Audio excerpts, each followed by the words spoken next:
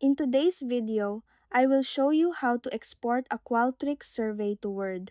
First, open your browser, go to the official site of Qualtrics, and make sure you are logged in.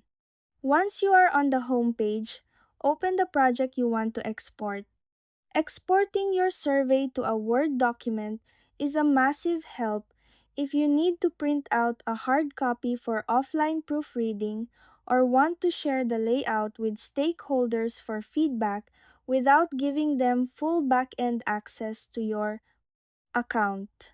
To start, click on the Tools menu in the top navigation bar, hover your mouse over Import, Export, and then select Export Survey to Word from the options.